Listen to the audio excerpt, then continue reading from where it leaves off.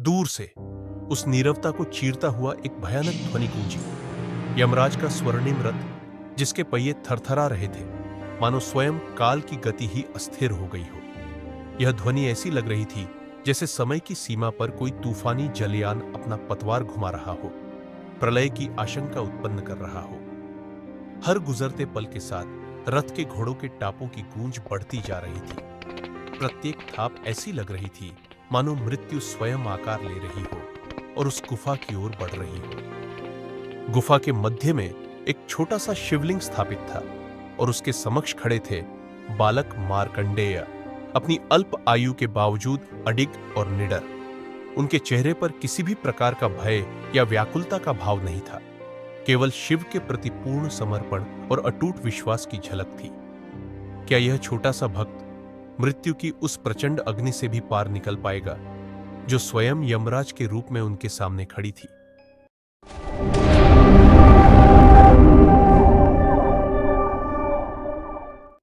मार्कंडेय का जन्म मृकंड और उनकी पत्नी मरुद्वती के घर हुआ था।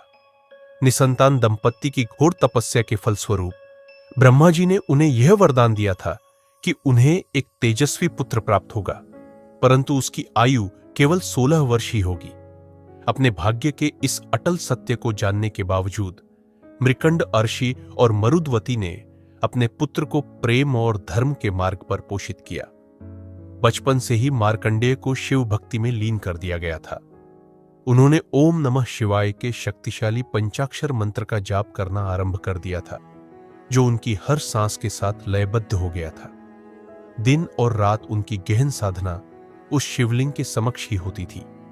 वेदों के रुद्र सूक्त का पवित्र उच्चारण उनकी वाणी से गूंजता रहता था। वे भक्ति रूपी आहुतियों की माला अर्पित करते थे और शिवलिंग पर जलधारा निरंतर बहती रहती थी। शिव का नाम उनके मन मस्तिष्क में इस प्रकार समाहित हो गया था जैसे वह उनकी धड़कन का ही हिस्सा बन गया हो। जैसे जैसे मार्कंडेय का 16वां वर्ष निकट आता गया, पूरे नगर में एक उदासी और चिंता की लहर दौड़ गई। लोग जानते थे कि यमराज मृत्यु के देवता उनके प्राण लेने अवश्य आएंगे, परंतु मार्कंडेय ने अपने हृदय से भय के हर अंकुर को उखाड़ फेंका था और इसके विपरीत उन्होंने शिव के स्मरण को और भी अधिक तीव्र कर दिया था।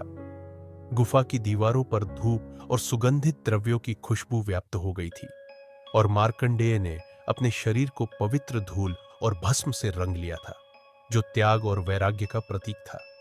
ऐसा प्रतीत होता था मानो उस दीपक की लौ में उनका तन और मन दोनों ही जल रहे हों, परंतु उनकी श्रद्धा की ज्योति, शिव के प्रति उनका अटूट विश्वास कभी भी बुझने नहीं पा रहा था। एक दिन जब वे शिवलिंग के समक्ष ध्यानमग्न होकर नमः शिवाय का पवित्र उच्चारण कर रहे थे, तभी गुफा के बाहर एक भयानक गर्जना सुनाई दी। यमराज, मृत्यु के स्वामी, अपने स्वर्णिम रथ पर विराजमान होकर अपने भयानक यमदूतों के साथ उस शांत गुफा में प्रवेश कर गए। उनके हाथ में काल का प्रतीक यमदंड और प्राणियों को बांधने वाला भयानक फंदा था। उनकी उपस्थिति से ही गुफा में एक शीत लहर दौड़ गई। मृत्यु की अपरिहार्यता का आभास होने लगा। यमराज ने अपनी गंभीर और भयभीत करने वाली वाणी में घोषणा की, मार्कंडेय, तुम्हारी नियत आयु समाप्त हुई। अब तुम्हारे प्राणों को मेरे हवाले कर दो। मार्कंडेय ने अपनी आंखें बंद रखी। उनका ध्यान भंग नहीं हुआ।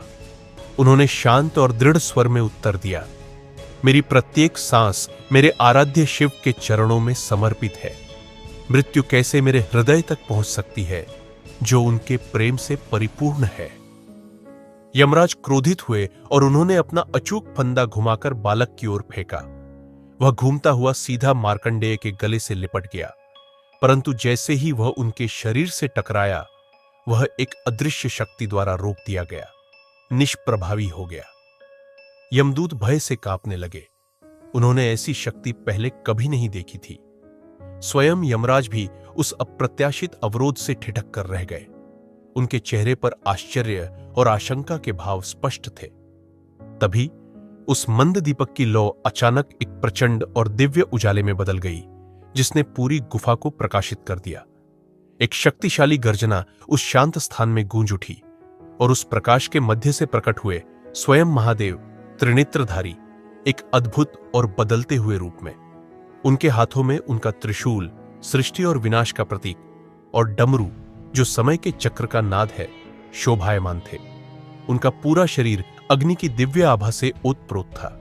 उनका तेज इतना असहनीय था कि यमदूत अपनी आंखें भी नहीं खोल पा रहे थे। शिव ने अपनी गंभीर और तेजस्वी दृष्टि यमराज पर डाली। उनकी आंखों में ब्रह्मांड की शक्ति झलक रही थी। उन्होंने कठोर वाणी में कहा, यमराज, किस अधिकार से तुम मेरे भक्त की अटल भक्ति में बाधा डाल रहे हो? क्यों तुम उस बालक को कष्ट दे रहे हो जिसने अपना जीवन पूर्ण रूप से मुझे समर्पित कर दिया है?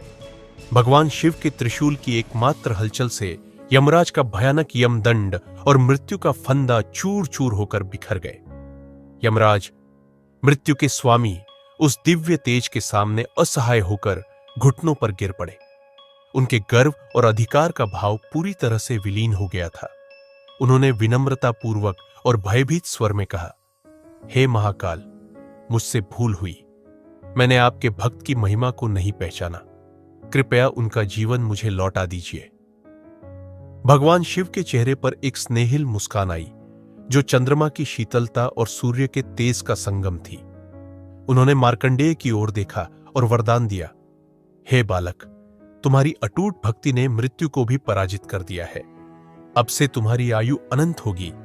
तुम इस संसार में अमर कहलाओगे।